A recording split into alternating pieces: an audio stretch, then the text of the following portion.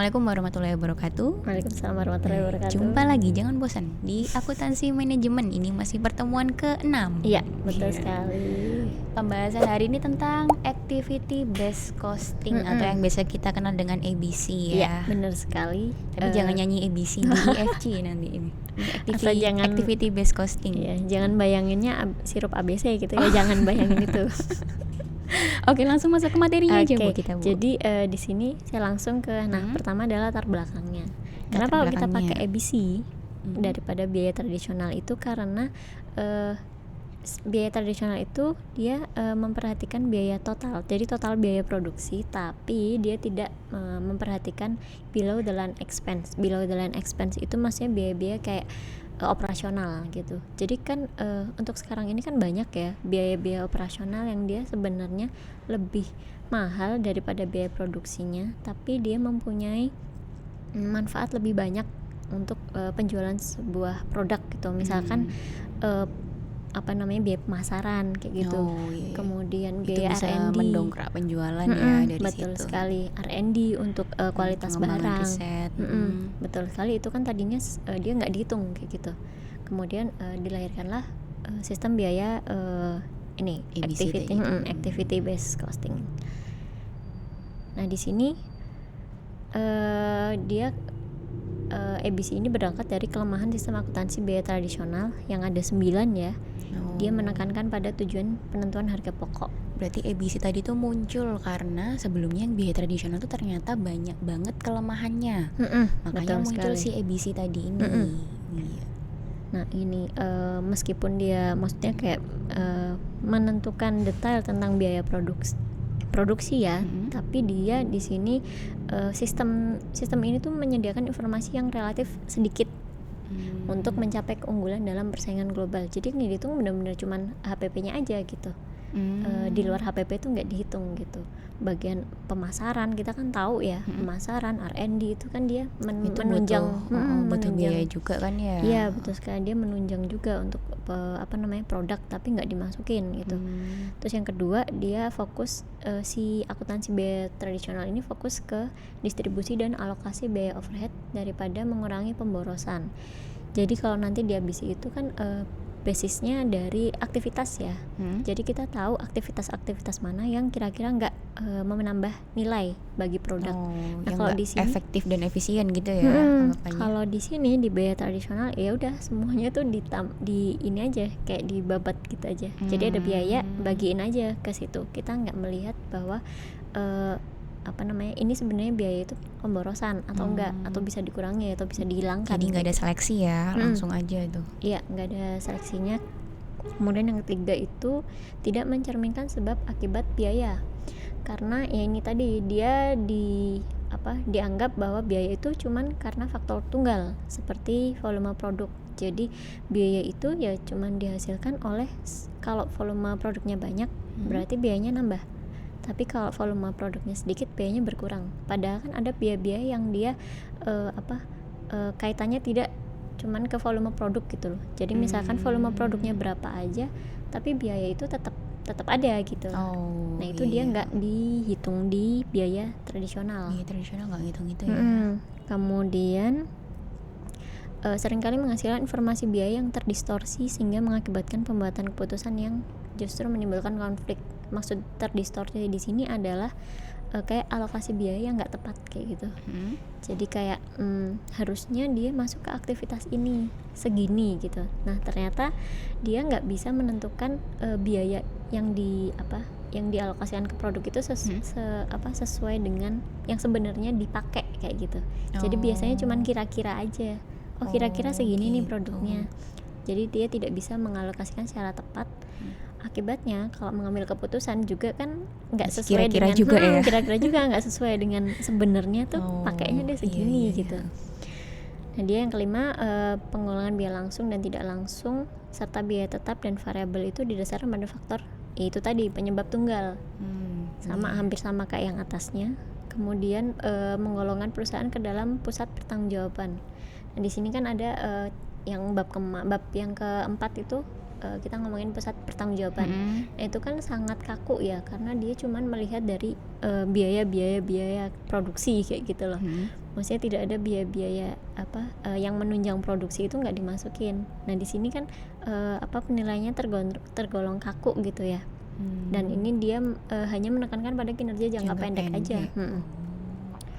Kemudian yang ketujuh, dia memusatkan perhatian pada penghitungan selisih biaya pusat pertanggungjawaban dalam suatu perusahaan dengan standar tertentu. Jadi itu tadi yang poin ke-6, tapi dia di sini lebih ke ditambahi dengan dia dihitungnya dengan standar tertentu kayak gitu.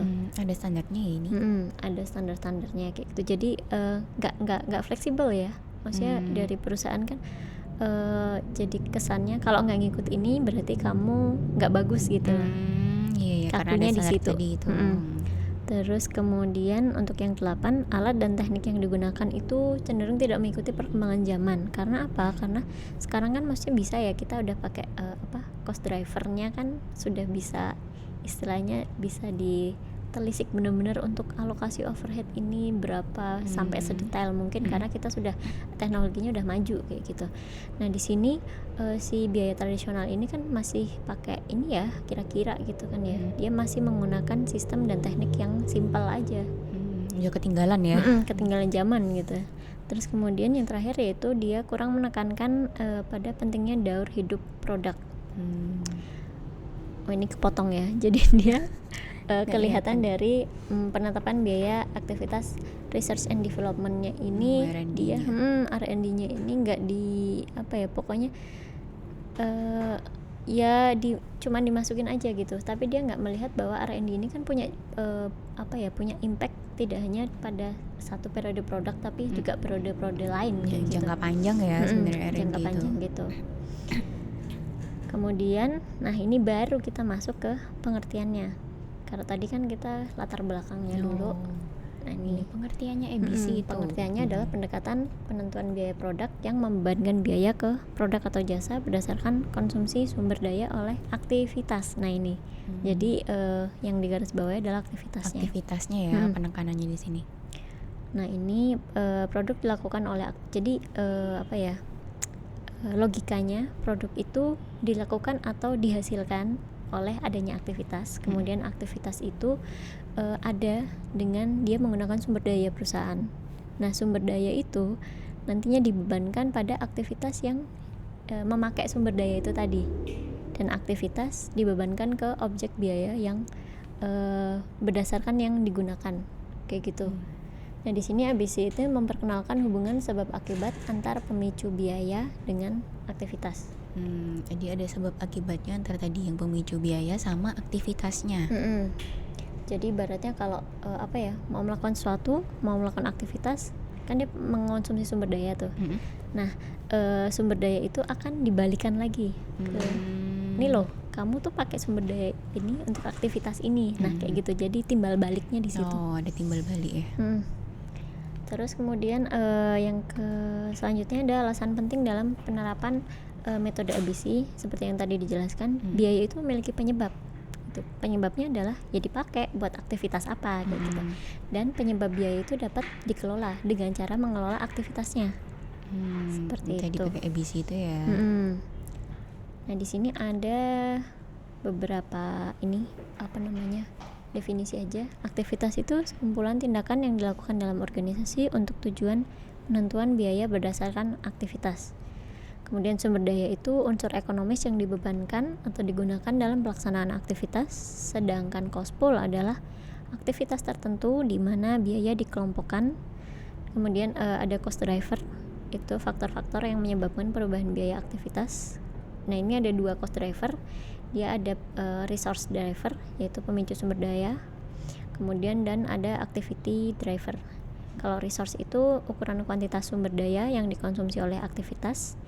Dia dipakai untuk membebankan biaya sumber daya yang dikonsumsi ke aktivitas ke cost pool. Nanti ada gambarannya. Nanti saya akan jelaskan di gambarnya. Kemudian bedanya dari resource sama activity ini ya. Kemudian activity driver itu ukuran frekuensi dan intensitas permintaan suatu aktivitas terhadap objek biaya.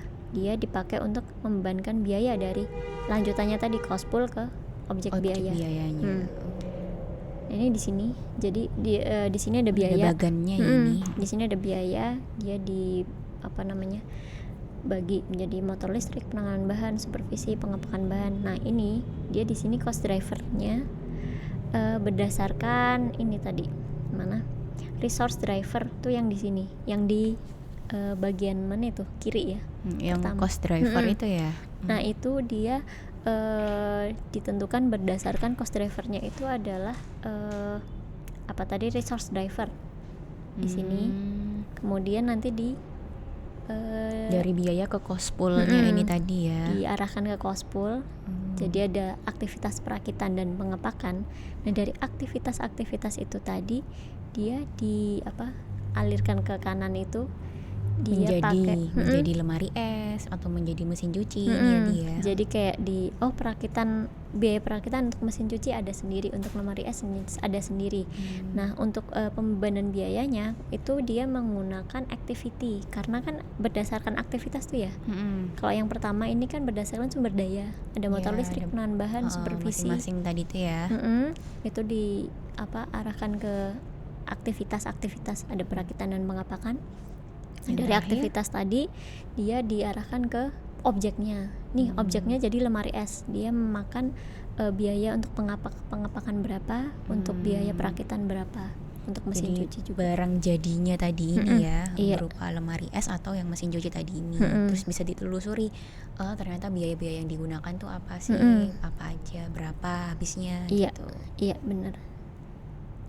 Nah di sini ada lagi 2 hal yang harus dipertimbangkan oleh manajemen ketika mempertimbangkan dan menentukan cost driver, yaitu penentuan jumlah cost driver yang dibutuhkan. Jadi semakin tinggi keakuratannya, jadi semakin perusahaan itu pengen akurat gitu, cost drivernya harus semakin banyak gitu.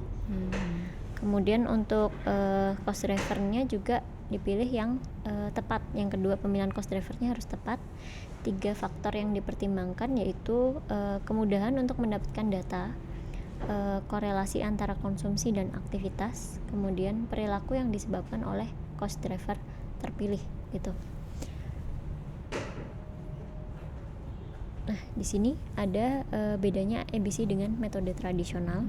Tadi bahas kelebihan kelemahan, ini sekarang bedanya dari ABC dengan metode tradisional. Benar sekali. Jadi untuk yang biaya produksi dan untuk yang di ABC, biaya produksi dan non produksi itu dibebankan ke produk. Jadi nggak cuman produksi aja kayak gitu. Kemudian beberapa biaya produksi ada yang tidak dimasukkan ke biaya produk.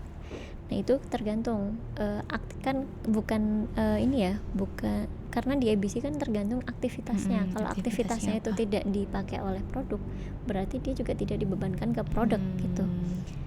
Kemudian ada sejumlah pool biaya overhead di mana setiap pool dialokasikan ke produk dan objek costing lainnya menggunakan ukuran aktivitas. Nah ini tadi dipakai aktivitas. Kemudian dasar alokasi berbeda dengan dasar alokasi dalam sistem akuntansi biaya tradisional. Kalau akuntansi biaya tradisional kan dia pakainya perkiraan ya. Alokasinya perkiraan. Kemudian kalau ini dia benar-benar di-trace berdasarkan aktivitasnya dia pakai berapa kayak gitu. Sudah jelas gitu ya kalau yang ABC ini. Terus kemudian tarif overhead atau tingkat aktivitas sesuai dengan kapasitas aktivitas, bukan yang dianggarkan.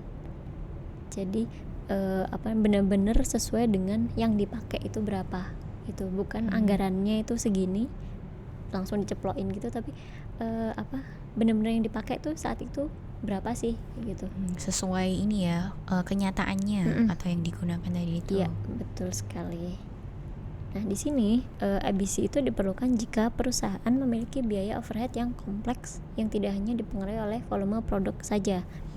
Terus kemudian yang kedua ini perusahaan memiliki produksi yang heterogen, yang proporsi antara aktivitas yang didasarkan pada volume produksi dan non volume produksinya itu berbeda. Jadi bagi perusahaan-perusahaan yang dia itu biaya overheadnya itu cenderung simple, kemudian biaya produksinya itu juga homogen gitu. Itu masih bisa menggunakan yang tradisional tadi, karena ABC di sini kan dia hanya menjembatani atau memberikan solusi bagi perusahaan-perusahaan yang dia aktivitasnya banyak gitu ya? Banyak, terus produknya banyak, homogen, macam-macam, terus kemudian biaya overheadnya juga macam-macam lah itu dia di sini ABC itu memberikan apa ya, kemudahan di situnya kayak gitu. Nah, di sini lanjut ke keunggulan ABC. Dia bisa mengatasi diversitas volume dan produk sehingga pelaporan biaya produknya lebih akurat. Kemudian mengidentifikasi biaya overhead dengan kegiatan yang menimbulkan biaya tersebut. Yang ketiga, mengurangi biaya dengan mengidentifikasi aktivitas yang tidak bernilai tambah. Kemudian yang keempat, memberi kemudahan pada manajemen dalam melakukan pengambilan keputusan. Kemudian yang terakhir di sini ada kekurangannya. Dia mengharuskan manajer melakukan perubahan radikal dalam cara berpikir. Contoh-contoh kecilnya aja, misalkan ini ya, dari istilah-istilah aja. Kan mungkin ada beberapa mahasiswa yang asing gitu, apa ini cost pool, cost driver, terus kayak gitu-gitu, cost object apa lagi ini, kayak gitu. Jadi dia harus benar-benar pola berpikirnya itu emang dirubah gitu. Ada beberapa istilah yang harus tahu juga ya. Kemudian dia memerlukan upaya ekstra dalam pengumpulan data. Jadi di sini kan data-datanya kan karena detail gitu ya, berdasarkan aktivitas. Jadi biasanya dari perusahaan itu data-data itu tuh tidak tersedia secara ya udah tersedia aja gitu, tapi harus benar-benar disediakan gitu. Khusus disediakan untuk menghitung ABC. Khusus ya ini, jadi harus ada.